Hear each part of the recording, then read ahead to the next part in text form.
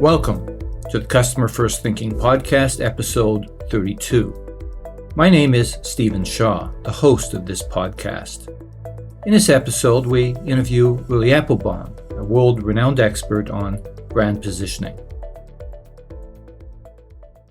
Whiter teeth or fewer cavities? Longer lasting or more reliable? Everyday low prices or quality and selection? Taste great or healthier for you? Driving performance or comfort and luxury? All are examples of brand positioning options in different market categories. The concept of brand positioning has been part of the marketing canon for over 50 years. Pretty much every marketing organization now uses a positioning statement as the strategic overture to any sort of brand identity work or communication plan. So why, after so many years, do positioning exercises often fail to break new ground or yield much in the way of strategic value? The method for crafting a positioning statement is taught in every marketing course. It gets explained in every book about branding. There are countless YouTube tutorials. And there are many positioning templates available to follow, all of which adhere more or less to the same construct. For name the target segment is a name the market category, which provides name the main benefit, unlike name the top competitor. For a lot of marketers, however, brand positioning is nothing more than a fill-in-the-blanks obligation. Just another hoop to go through on their way to the fun, creative stuff. Which is a shame, because the right positioning can pay off many times over in winning a greater share of mind amongst consumers. And that's what branding is supposed to be about, finding a window on the mind in the immortal words of Al Ries and Jack Trout. Those are the two ad guys who popularized the idea of brand positioning in the early 1970s. They wrote a series of articles for Advertising Age in 1972 called The Positioning Era Cometh, declaring that creativity must take a backseat to strategy, later converting their thesis into one of the most influential marketing books of all time called Positioning: A Battle for Your Mind. In an era of Me Too products, they argued, the minds of consumers are overwhelmed by choice, making it hard for them to distinguish one brand from another. To break through the clutter, ad messaging had to focus on differentiation, making clear to people why the brand deserved to be considered ahead of the alternatives. That way, the brand could position itself in the minds of busy people by narrowing the main message to why it uniquely meets their needs. Today, that formula for advertising success has become conventional wisdom. But back then, it was heresy. Agencies at that time made their money selling clients on big creative ideas, on expensive image-building ad campaigns. By declaring that creativity by itself is worthless, these two iconoclasts were impugning an entire industry. However, in the end, they won their rightful place in history. The Creative Guild eventually came around to the idea that strategy should indeed come first. So you'd think that by now marketers would have perfected the practice of brand positioning, that after 5 decades they'd understand what the legendary David Ogilvy once said: the results of your advertising depend less on how you write your advertising than on how your product is positioned. But brand positioning is tough slogging. It's a brain-teasing exercise. When marketers merely go through the motions, they end up with vapid positioning statements. Getting it right demands divergent thinking, according to Ulli Appelbaum, an acclaimed expert on brand positioning, taking the time to examine the problem from as many angles as possible. But most marketers think that level of effort is more bother than it's worth. The purpose of brand positioning, Appelbaum says, is to find the right set of associations that you want people to connect with your brand. An association being what you want a person to immediately think of when they come across the brand. He's defined 26 possible positioning platforms that can be used as a springboard for development, and lays out his methodology in a very practical guide he wrote called the Brand Positioning Workbook. I started by asking Ulli if he used that methodology to come up with the quirky name of his brand strategy agency. No, it was actually the result of a very chaotic and fun brainstorm. And where unfortunately too much liquor was involved, to be very candid. But ultimately the name stuck with me and has stuck for the name is like 20 years old now, because it really captures what I do and what I believe in, which is strategy first. You got to know where you want to go before you start the journey, so to say. But I also believe that strategy is a creative problem-solving exercise. So it's when you develop a positioning platform, you develop hypotheses of what the potential solution could be. That is a creative process. And so basically, first the trousers, then the shoes is a creative take on saying, strategy needs to go first. And that's how the name came about. And then the following day, I woke up with a headache and loved the name out of the list of all the ones we had generated. And it's stuck ever since. Yeah, and it would have been stretching it a bit too far to say put your underwear on first, I presume. Yes, that would have been too long.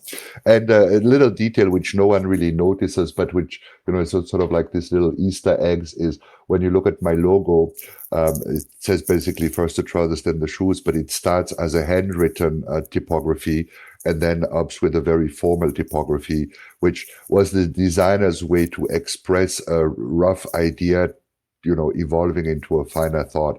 No one ever mentioned it or notices that when I'm bringing it up. Maybe I can draw attention to a couple of people to that. Yeah, well, hence the brilliance of bringing positioning and design together. So we're going to talk a lot about that through the course of this interview. The concept of brand positioning has been around a long time, and some would argue it goes back as far as the 50s with David Ogilvy. Certainly, it matured into a discipline in the 70s and 80s, if I may say that. But all these years, and marketers, by my observation, still struggle to get it right. So you talk about this idea of divergent thinking and the importance of putting energy into creating that, looking at the problem from all angles, I think is how you describe it in the book. And my observation is a lot of marketers just treat it as a fill in the blanks exercise. What, in your mind, are the biggest obstacles here? Why marketers struggle to get this very important concept right? I think one of the reasons is, and that's just my theory, is that, yes, we all have this format we're familiar with. You have to define your target audience, your frame of reference, the benefit, the reason to believe. It looks like a template, like a form, which really seems to say, okay, you got to fill that out to the best of your capacity or your knowledge, or to the best of the data you have at your disposal. I think for me, the epiphany came a few years back, and I've been in the business for over 20 years, so I filled out the form hundreds of times before understanding it, to be honest with you. And for me, the epiphany came when I really asked myself the question, what are brands and how are brands formed? And it came to the observation and the conclusion, and it's not me inventing this, that, brands are these networks of associations with a specific offering. And why is that? Because that's how our brain works. I take a new piece of information and tie it back to something I'm familiar with. And the more I see this piece of information, the stronger this link becomes. And then I see, let's say, a brand asset, a color scheme, or a shape that is associated with a specific network of knowledge I have, and I combine the two. So brands are really these networks of associations that we create in our brain. When you look at it from this perspective and then think about what is a brand positioning is really nothing more than the desired brand associations you want to connect with your offering. That's really what it is.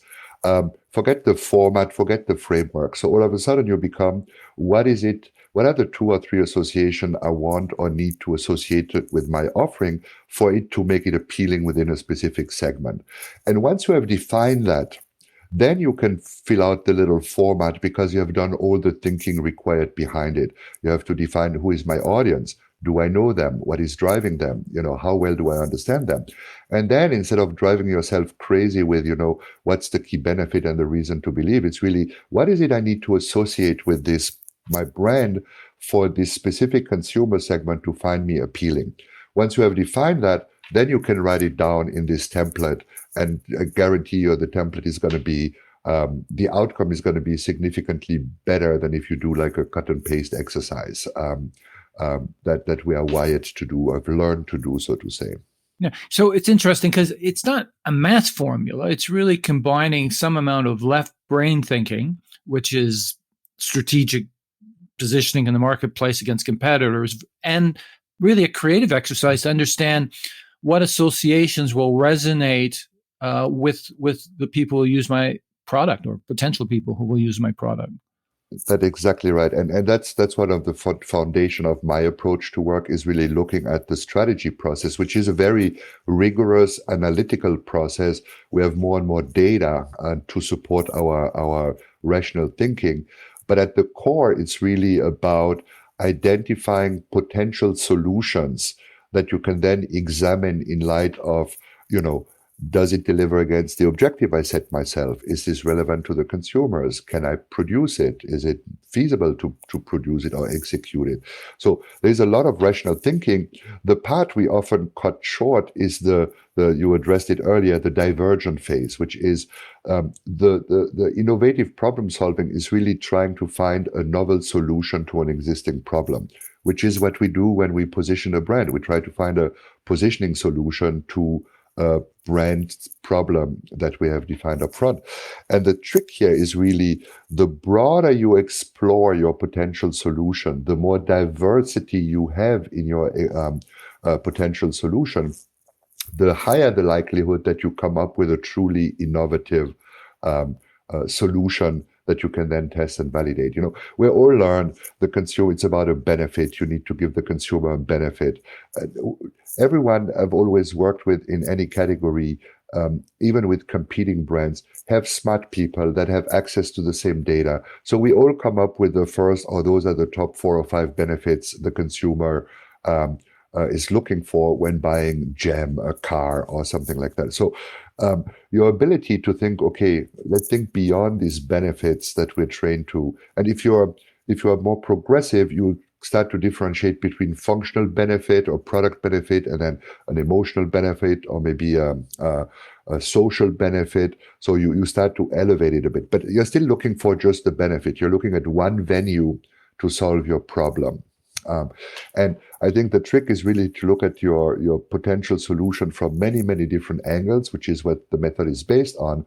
And as I said, when we use this methodology with my clients, we usually easily come up with 40 to 60 potential solutions. Now, 90% of them will be crap, but that still leaves you with 4 to 6 viable solutions that are consumer relevant, that are novel in the category compared to what competition is doing, and that you can then validate to determine which one is the most likely to get the consumer to change their behavior. So as opposed to, if we all focus on the benefit, you probably have 2 or 3 solutions that are generic and that you then rely on your creative partner to execute in a fresh way, so that it's not as boring as, food product tastes great. Thank you. That's really not motivating.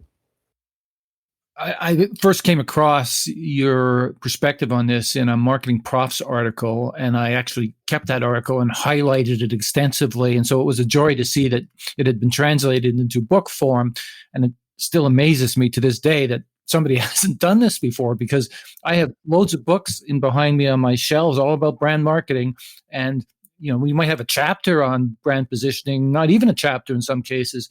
And so this is much needed in the marketplace. But let me ask you, before we jump in to more detail about the methodology and your specific approach, I just want to ask you this question. So what, in your mind, separates a exceptional positioning statement from a mediocre one?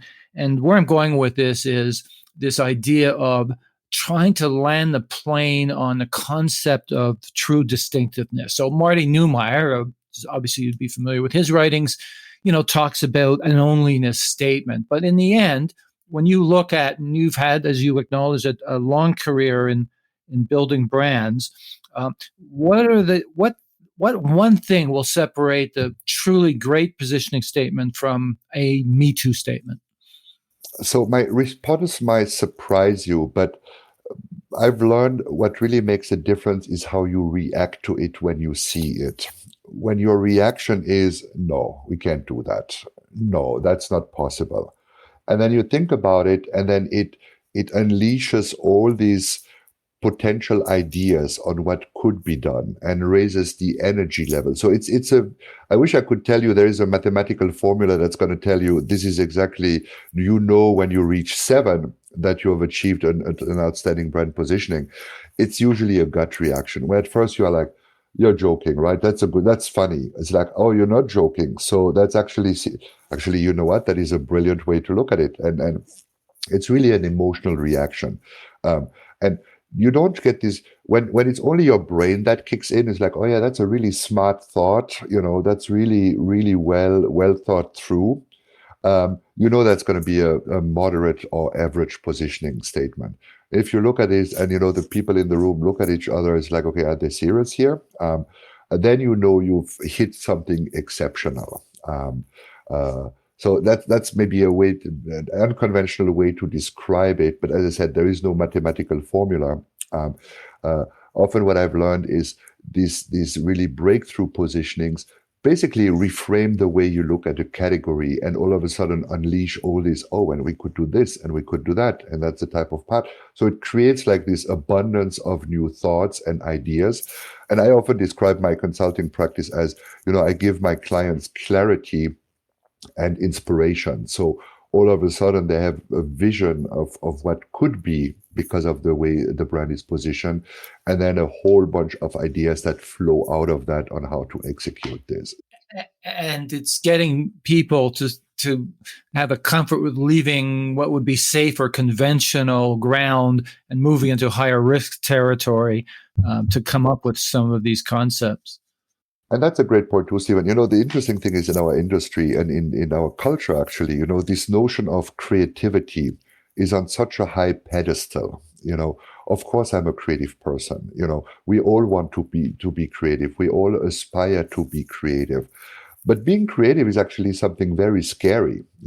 Being creative is having the guts to stand up in a meeting with 20 people, including 15 executives you report to, and say, gentlemen and ladies and gentlemen, I think we should do something completely different, completely novel, and I want you to embrace my idea and give me $3 million to execute it.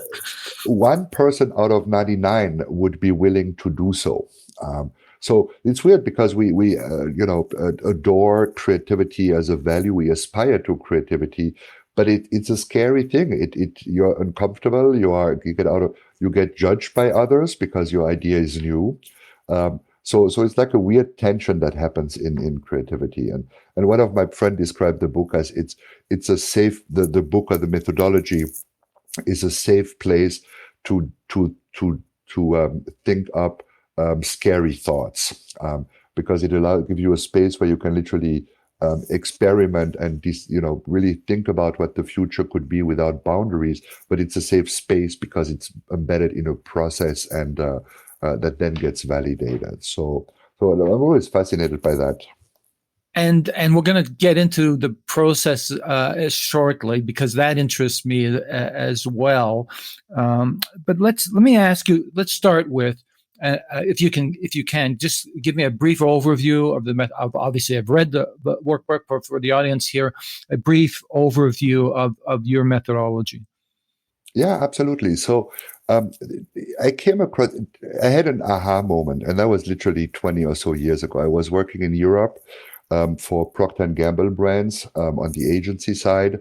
And I was working for different brands in different categories in different geographies. And one thing I noticed early in my career is like there are patterns.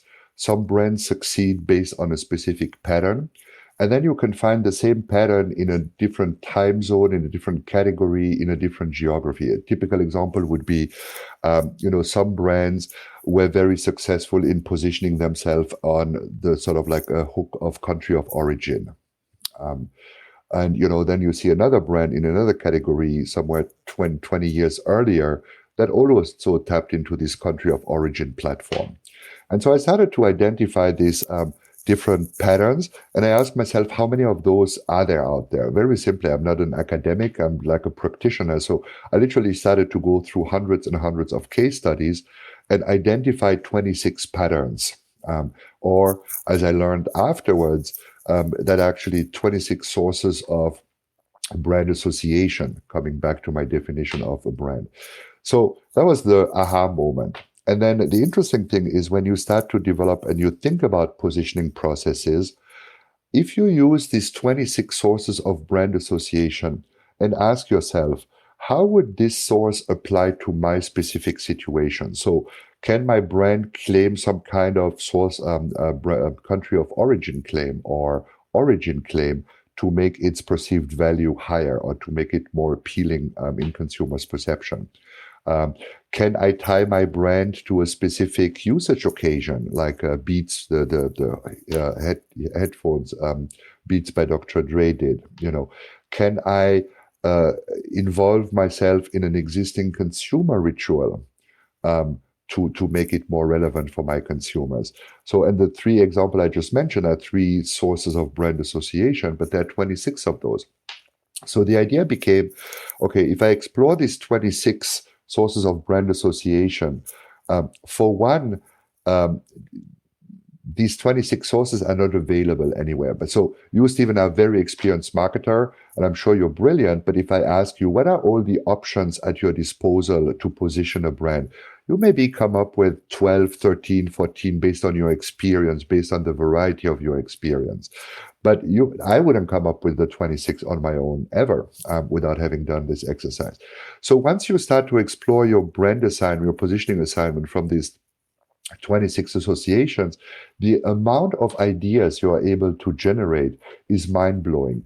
And the amount of perspectives and different point of views you are able to take on your brand is absolutely mind-blowing. It challenges your brain out of its rails. The rails takes it out of its grooves. Yeah, that's exactly right. And because every territory is described in the book and then supported by 3 or 4 questions meant to inspire your thinking, your brain doesn't really resist.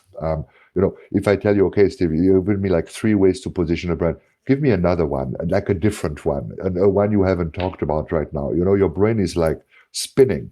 If I tell you, well, think about a consumer ritual now, or think about the sensorial experience your brand provides. Is that a source of your brain just follows along and is able to produce all this output without resistance. And that's how I said you come to these 40 to 60 potential solutions, which we usually develop in the part of a workshop. And then you see themes appearing, right? When you look at this 40 solution, you have like themes. So you start to group them by themes. And, one has to do, the way the product is manufactured and who is involved in the manufacturing seems to be really something that is standing out. Or the role that my brand plays in the culture is really something that stands out and where several ideas gravitate towards. And then all of a sudden you have 4, 5, or 6 potential territories that you can then research qualitatively, quantitatively, whatever your organization likes to do, which is way more powerful than simply say, okay, what are the consumer benefit and what is unique about our brand? Let's try to come up with ideas on. Nothing wrong with that. But the problem is all your competitors do exactly the same. And the type of solution that will come up are the ones you are used to, the ones you are familiar with, the ones that have worked for you in the past. So there isn't this lateral thinking. So that basically describe the process. Define your problem. In this divergent phase, use the 26 territories to explore options for your brand. And the truth is, Stephen, 40% will not apply to your brand, but that's okay. You still have 60% that do apply. And then kick in your rational brain and validate your hypothesis and positioning platform. So that was a question, because if I'm starting a brand from scratch, do we start with the assumption that we're going to explore all 26 and then ultimately whittle that down to a smaller number that we can manageably deal with? Or do you recommend that we always walk through all 26 in order to actually arrive at that determination? What is the process around that? So typically in my consulting practice, what I start usually with is a series of stakeholder interviews about the ambition of, the CEO, the senior executive team of the organization, about, the feasibility, the technical capabilities of the brand and these kind of things. And in parallel to that, we do a deep dive into the consumer and a deep dive into competition. And this gives me already a picture which automatically eliminates a whole bunch of potential sources of association. So any given exercise, I start with, usually 12 to 16. And even when we do these type of exercises as part of the group, some will lead to no output because it's not inspiring enough, or the group, it just doesn't get them excited or stimulated. So I account for that as well. And if that happens, I just move on to the next one, because I know another one will generate so many ideas that I'll have to slow down the energy in the group to manage the whole process through. So typically we look into 12 to 16. And in addition to that, Stephen, what I often do is, as I described it, as a creative problem-solving exercise, sometimes even with the right questions, you still don't get ideas. So what you need to do is you need to bring in tricks and little creativity exercises to get people to think. So let me give you an example. A couple of years ago, I did a global positioning workshop with a lot of German engineers of a big pharmaceutical company. Now, trying to get them to think creatively, extremely difficult. For one, they want to talk, then they challenge everything they hear. Why do you say that? It's like, no, guys, this is like a blue sky thinking. We don't challenge the ideas. They couldn't take it out of their DNA. So that was very unproductive. And so what I did is I did a brain writing exercise. So I said, everyone shut up. Everyone take a piece of, in a more polite fashion, obviously, everyone take a piece of paper and write down 5 ideas that these questions triggered. And then so complete silence, everyone was, writing down the idea. And then I said, okay, now take this sheet of paper, give it to your neighbor to the right, and take the sheet from your neighbor from the left.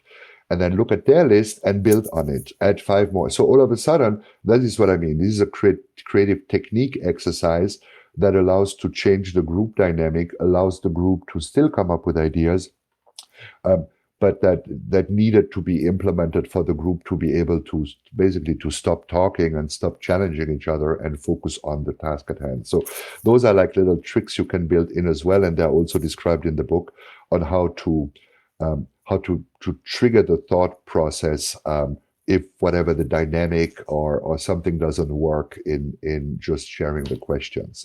So it's an interesting challenge, isn't it? I mean, this is another one of the questions I had when I was reading the book is how do you form these teams? Like, what is the mix of people? How broadly does that mix have to be? Do you have a selection of people from different areas of the company participating together in a group? Like, what is the process for determining the size of those groups, the composition of those groups, how they interrelate, etc.? Yeah, that is always difficult. And the size doesn't really matter, because if the group is becoming too big, I just divide them in subgroup. And if I cannot manage, let's say, 6 subgroups at the same time, I bring in a partner who helps me facilitate. The name of the game for me is always extreme variety. So for a national client, this would be, R&D people, marketing people, market research people, sales force. If it's, let's say, a national brand or something, I'd ask to invite maybe an external category expert. If you do, we did not too long ago a positioning workshop for a bourbon brand. So there we had the master distiller, literally the master distiller part of the workshop, but we also had 3 bartenders who were part of the ambassador program. So the more variety you can bring in, the better it is. And I'm not afraid of divergent thinking and variety, because these different point of views are really where the magic comes from. And then purely from a political point of view, Stephen, is sometimes you have people within the organization who resist a new initiative. And it's the same with the positioning. So I typically ask who those people are, try to interview them as part of the stakeholder interview as well, and invite them into the meeting and the process. So again, not afraid of resistance. Creativity is messy, is dirty, and there's tension involved. So might as well throw everyone in the same pot and try to figure it out as you go along. Because the magic of that is you to create shared understanding and an understanding for another's point of view. But what you also do is you create buy-in, right? It's like, guys, the way I always say it is, if the process is successful, you guys must come up with must believe that you came up with the solution yourself. I'm just a facilitator to guide you to the solution. But so then there is a sense of ownership.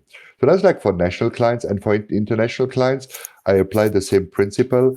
But then there you always have the geographical differences as well, right? So bring me the the key representative of the key geographies, and then there's always someone. It's typically the French. Sorry for the French Canadian listening to this, but typically the French who would tell me, "Oh, in our market it's very different. Things cannot work the way they work globally."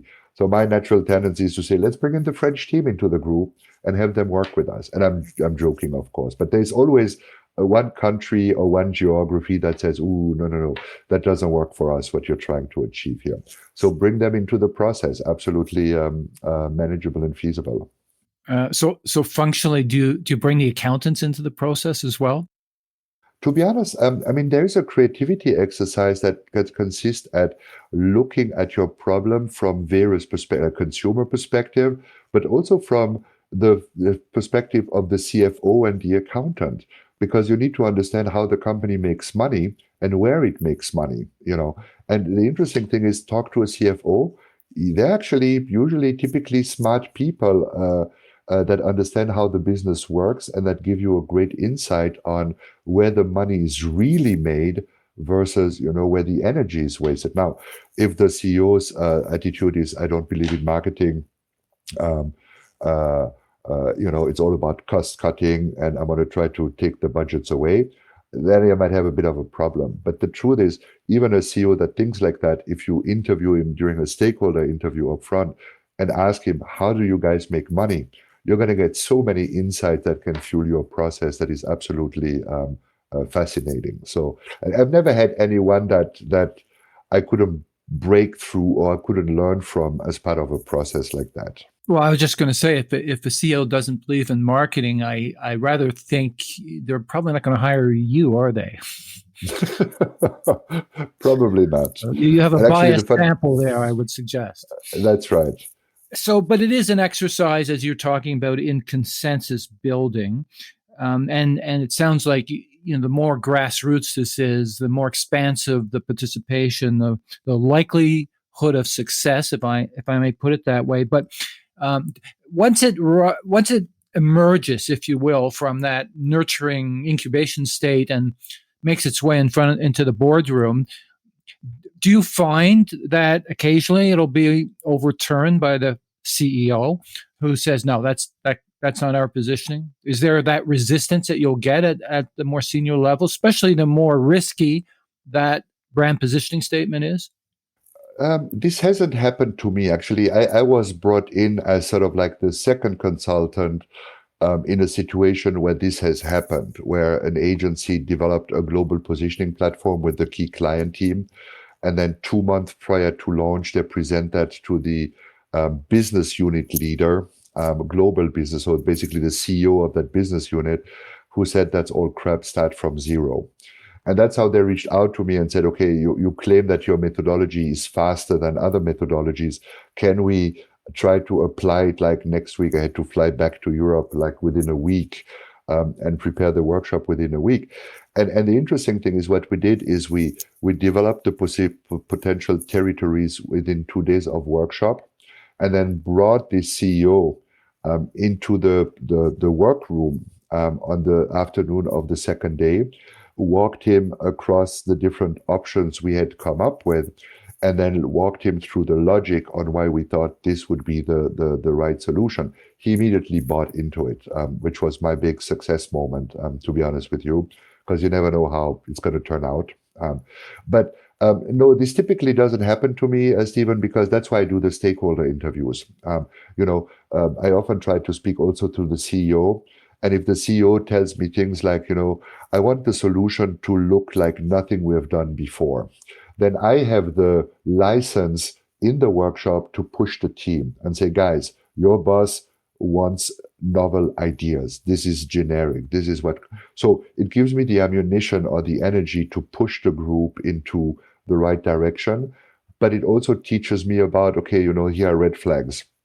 Here are things we'll never be able to do. So the purpose of these stakeholder interviews, besides getting consensus, besides understanding the organization, is also to understand where the railguards are within the project, which, to be honest, as a consultant, is nothing worse than, spend too much on the project and then you have the CEO of your stakeholder that said, that's all crap. What the guys did you do? So you try to assess it and navigate it as you move forward.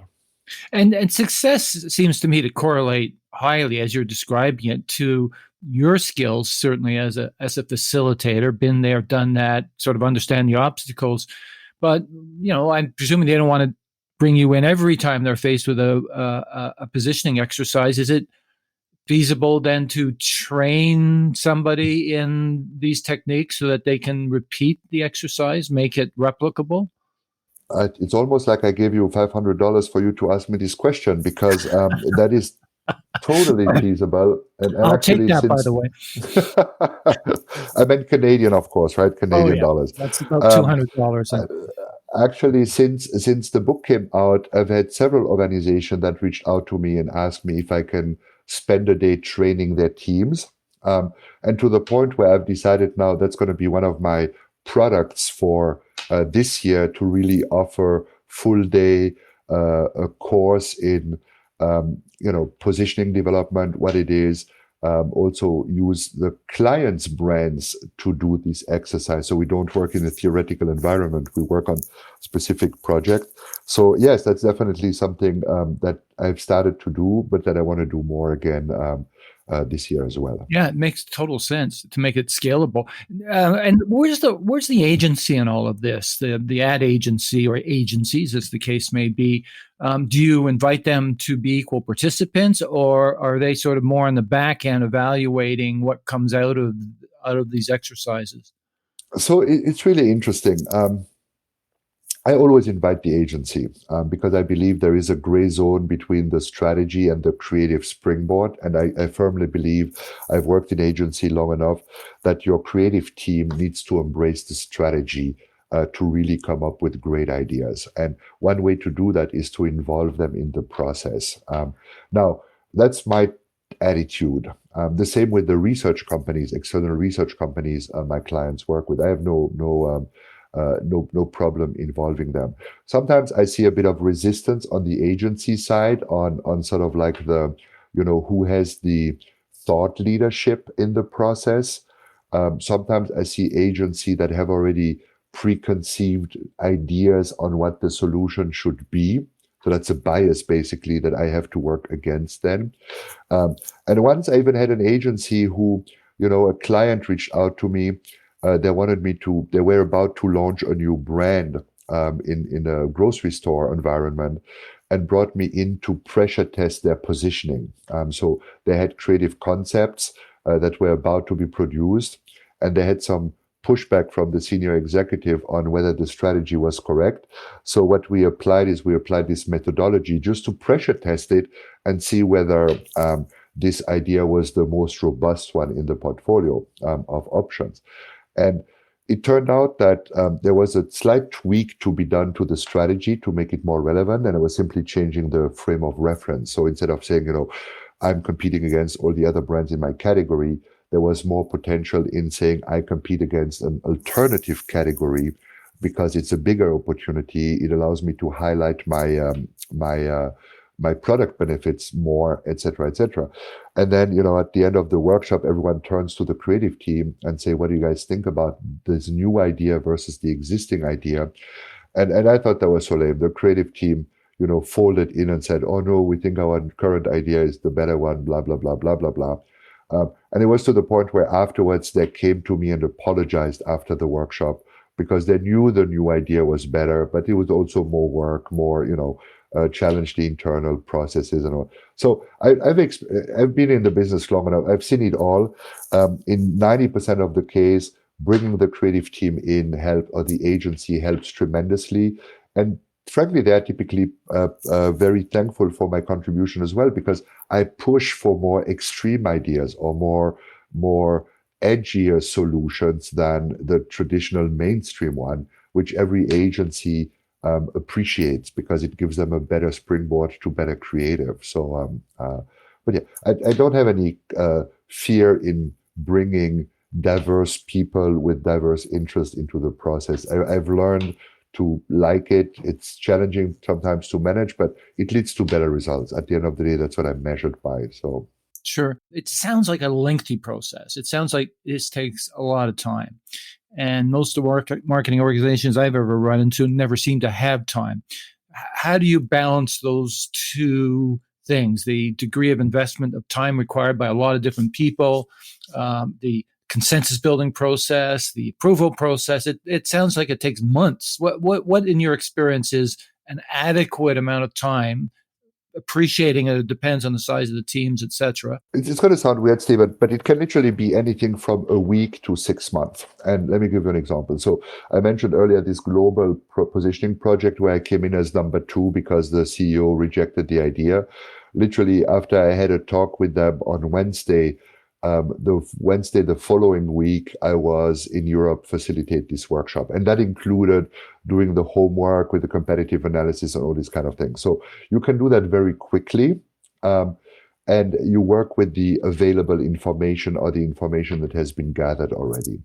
And because in that case, we brought the CEO into the second day to look at the outcome of the workshop, we got the decision right there. So there it literally took a week, maybe a week and a half to then finalize the content of the workshop into a strategy. Very, very quick. In other cases, and it depends on the assignment the client has, you may want to bring in some research. And so, where all these, you lack a basic understanding of your consumers, or the brand does, or they have a very narrow way to look at their consumers. And you need to do additional research to broaden the way, to get new insights. And so there I've done project which lasted like 6 months, where we did qualitative research, where we did a segmentation study, which then led to the positioning workshop. So this takes longer and is of course significantly more expensive, but it really depends on the situation. So I've done both, and can really adjust and adapt. Sometimes. And I had that recently, actually. A client of mine wanted to do it right before the holidays, way to click quickly without the necessary rigor, because we still need to look at the competitive space, at the consumer. So there's a base of information we need to gather before we can apply the methodology. And they weren't willing to do that. So that's why I had to say, I'm sorry, guys, I can't do it for you. Do it your way. And I suspect they're going to come back to me in 3 months because it didn't work out. But then there are limits to what I think I can deliver or not deliver. So literally, it can be a week, it can be 6 months. It really depends on the assignment of the timelines and these kind of things. I want to ask you a couple of other things too around this idea of product positioning, which one may focus on a functional / emotional benefit of some kind to that specific target audience, but also the idea of master brand positioning and the importance of linkages there. And, you referenced P&G earlier. Certainly they're an example of that. Unilever, I could go on. All the CPGs face this challenge. What's your perspective? Does it require different methodologies, or does it require, fewer territories to explore based on whether you're dealing with a master brand positioning versus product positioning? It requires similar ones. The outcome might be different because if you have a master brand, that probably means you have a bunch of sub-brands that speak to different consumer segments with different benefits and value propositions. So the spectrum of solutions that your master brand needs to encompass is much broader. But you still want to try to be competitive or differentiating versus competition, and you still try to be consumer relevant. So you try to find a common element amongst this. I sell peanuts, I sell peanut butter, I sell jam, I sell juices. What is the core competence? What is again, coming back to what is the one association at the master brand level that will help all these business groups, be perceived as more appealing? And on the other hand, what are the association of these different business units that can feed the master brand? So it's just, I don't think it's more complex or simpler. It just, you have a broader lens because the solutions you need to encompass under your master brand are more numerous. So you elevate your thinking a little bit. Which takes me into this whole idea of brand purpose, which has had a lot of traction and currency of late, particularly with its focus on doing societal good or being seen as a good corporate citizen. You do reference it in the book, although you don't appear to be a big fan of the idea. I'm just wondering where it fits in all of this. And does the positioning statement have to ladder up to a purpose statement of some kind? No, so I look at that. It's great you bring that up. Thank you, Stephen. I'm actually a huge fan of the of a brand purpose if it's done right and for the right reasons. So if indeed there is an individual somewhere or an organization that really wants to better the world, beyond making money, and that really has a mission and an objective to whether it's sustainability, social justice, and all these kind of things.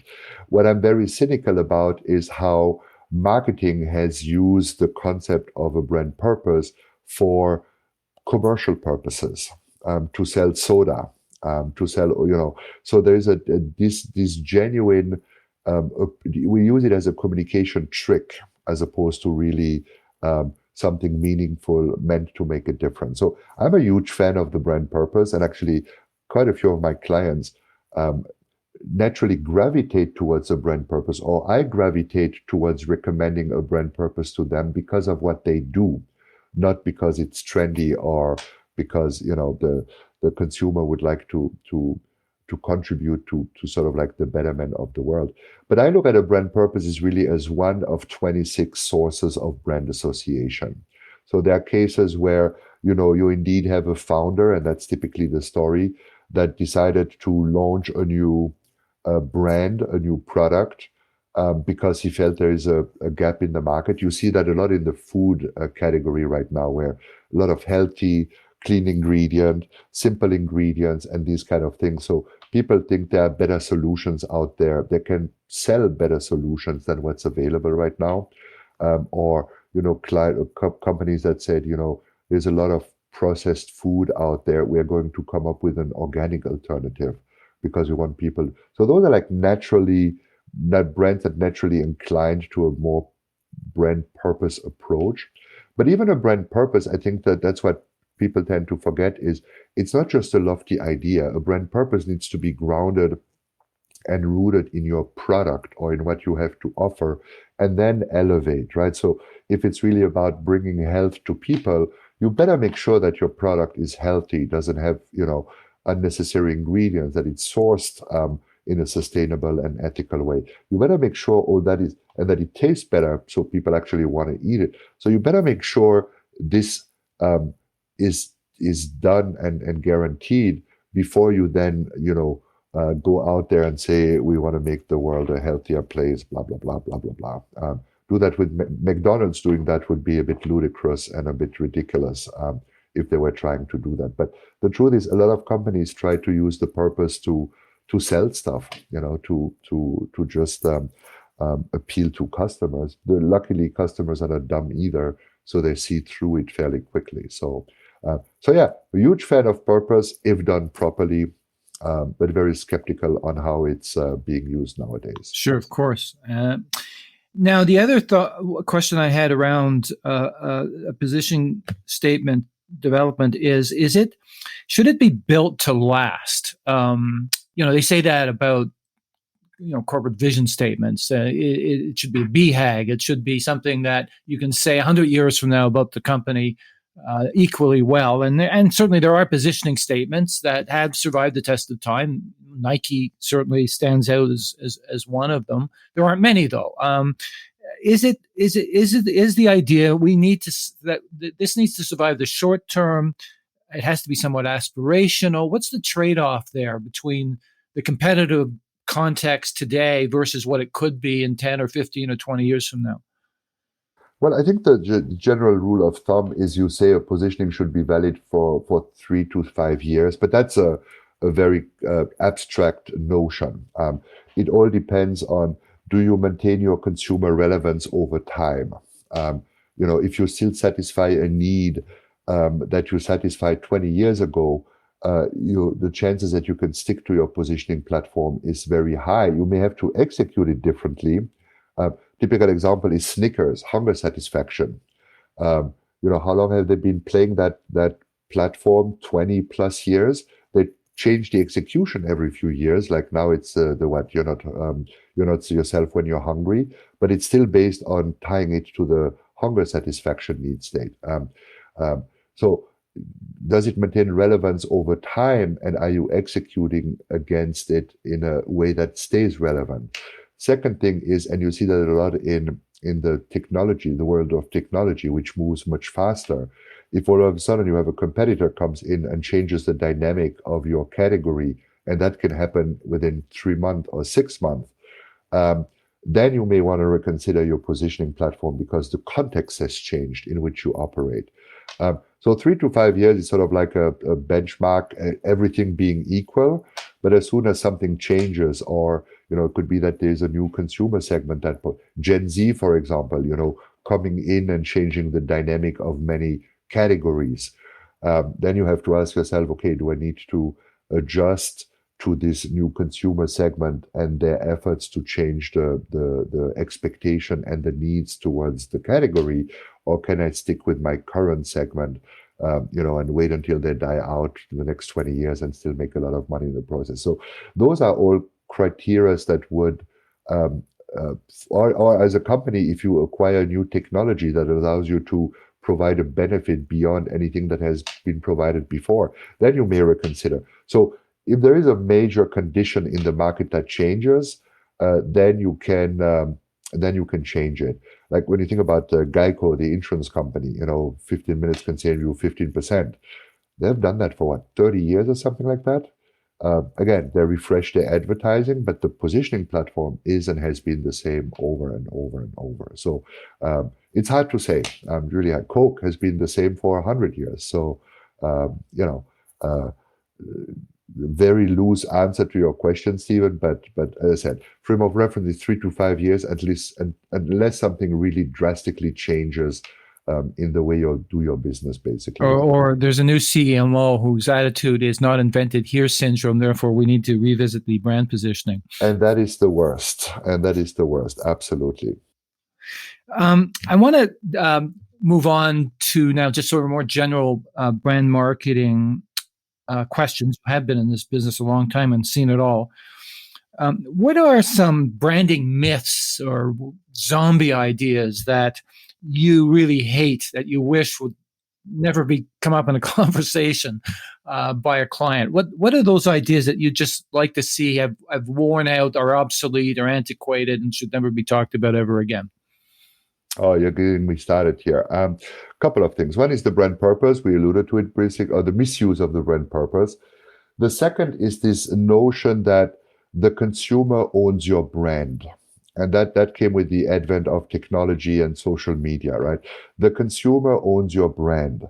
Well, if that's the case, you don't have a job, number one. And the consumer doesn't own your brand. You own the decision on what associations you want to create with your offering and how to build those associations. Whether the consumer buys into that or not, it's up to him or her, and that's perfectly fine. But it's not something new that all of a sudden it's not because a consumer makes a little video about your product that all of a sudden he owns the product. So owning the consumers owning the brands drives me nuts. It's ignorant.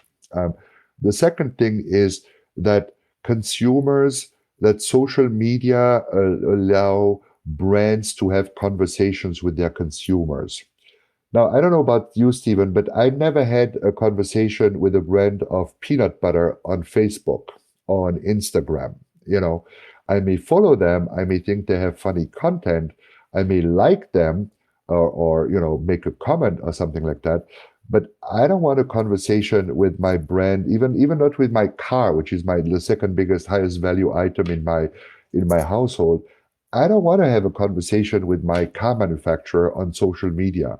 So this notion of social medias facilitating conversations between consumer and brands, in my perspective, it's BS. I just don't buy it. So those are like two examples, which 2.5 with the purpose, where I'm like, when someone comes to me with this sort of like generic, standardized, accepted beliefs, I switch off automatically, or my reaction is to say, okay, you haven't really thought about what marketing and brand building is, have you? So those type of things.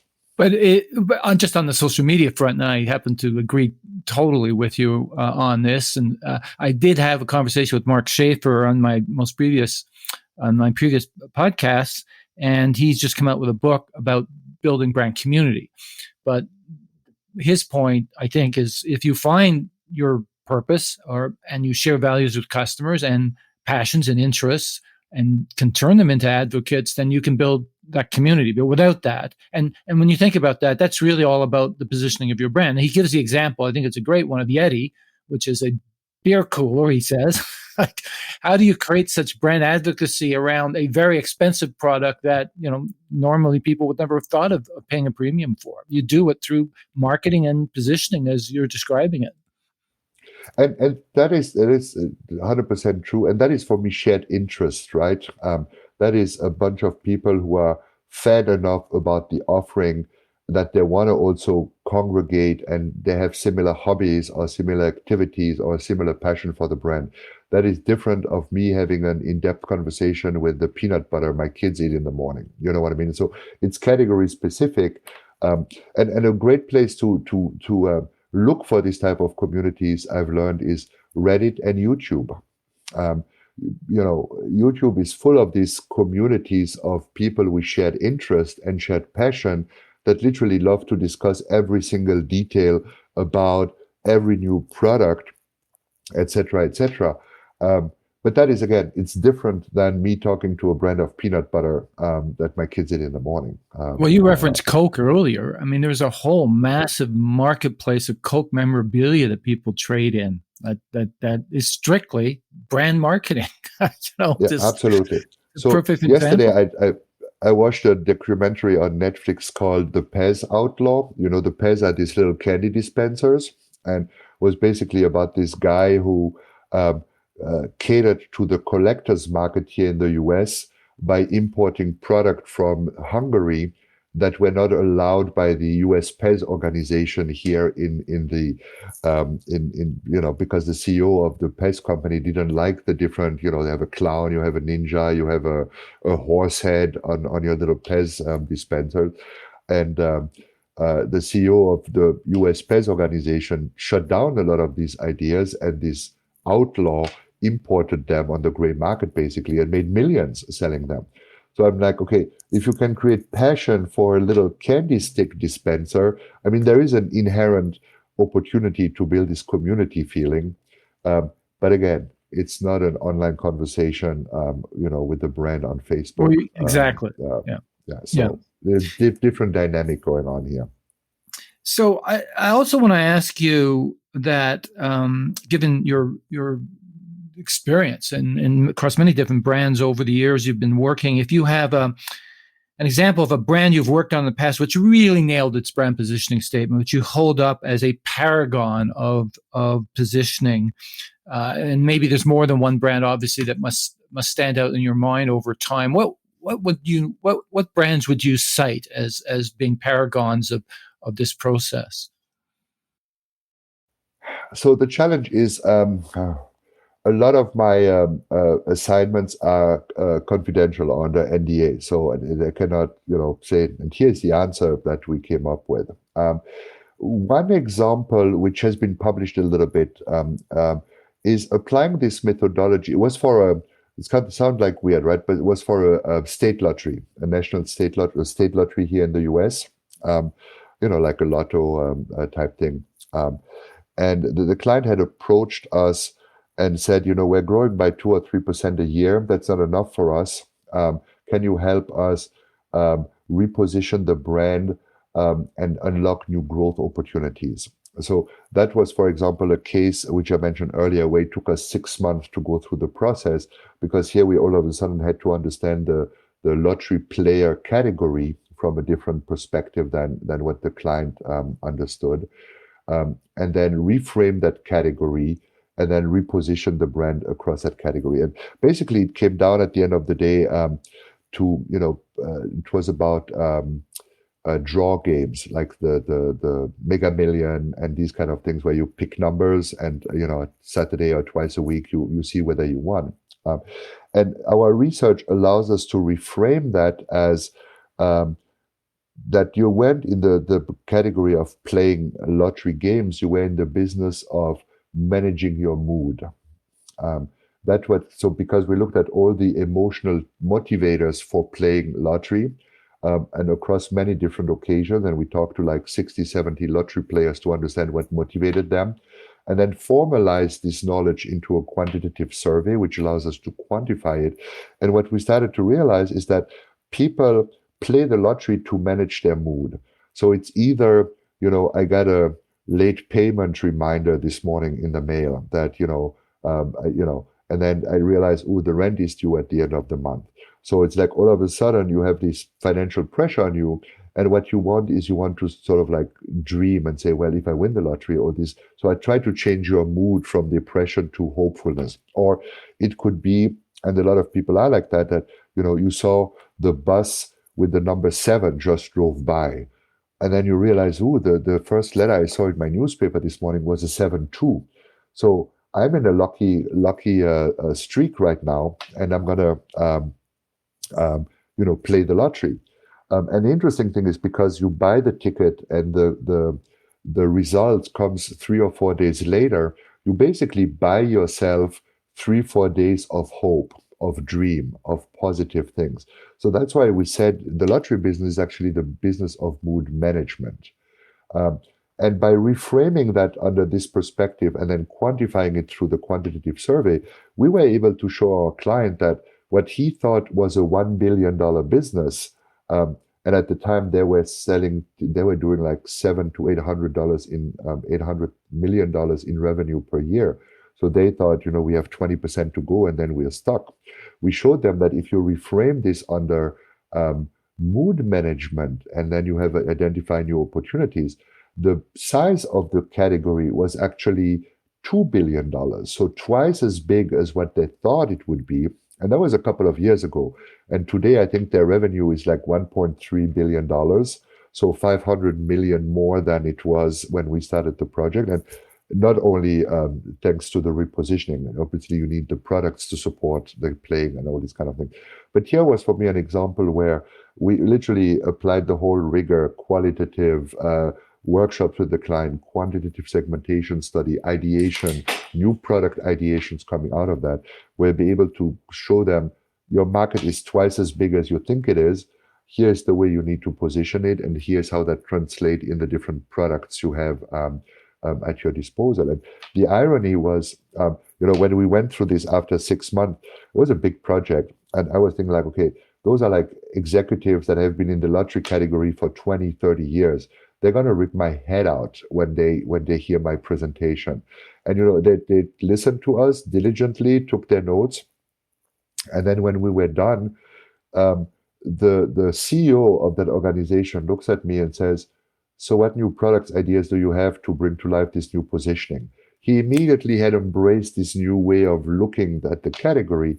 And I was then on the defensive because I was like, guys, your assignment was not new product ideas. The assignment was reframe the market and identify the growth opportunity, not develop the product. So this led then to a new product development process. But it was brilliant to see how within 30 seconds, the CEO embraced this new way of looking at the category because it made so much sense. So that would be an example which also I would say had the biggest financial impact, because that was $500 million later. That's a lot of money as well. So I do have a question. Toward the end of your book, you make this statement: marketing has evolved from being a highly strategic discipline, much as you're just finished describing, to becoming a mainly transactional one. Are you referring to this tension that exists today between performance marketing and more traditional brand marketing?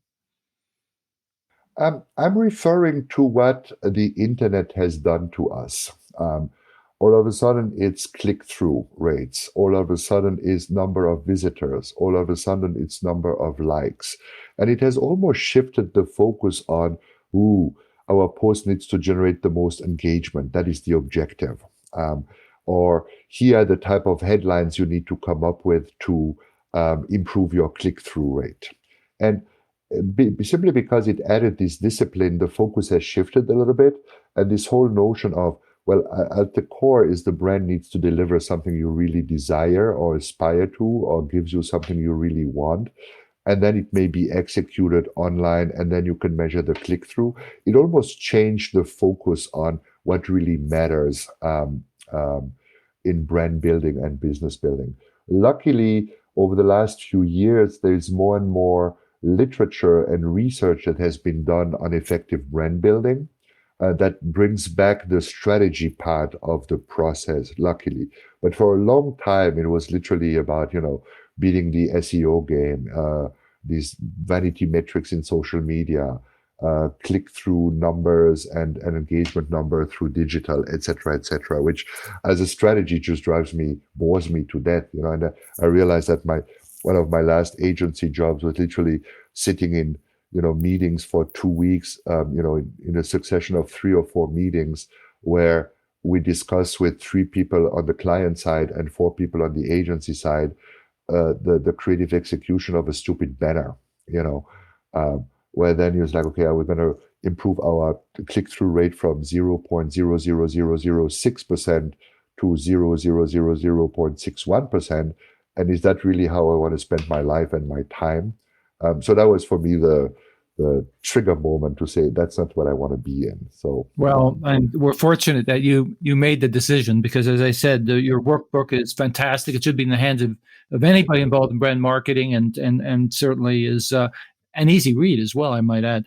So I want to thank you so much for the time today. It's been brilliant, and I, as I said, learned a lot. I've been at this game a long time myself, and I've been in many meetings where we've struggled over hashing out brand positioning statements. So this book is a tremendous tool for people, and certainly deserves to be on everybody's bookcase. So thank you so much, Ulli. Thank you for having me, Stephen. And you're very modest. You're a great interviewer and a great listener, because you're an experienced marketer as well. And I'm sure that 60% or more of what I said is something that you have learned as well and experienced as well. So thanks for letting me, giving me the opportunity to talk about that. That concludes my interview with Ulli Appelbaum. As we learned, a brand is defined by fixed associations in people's minds.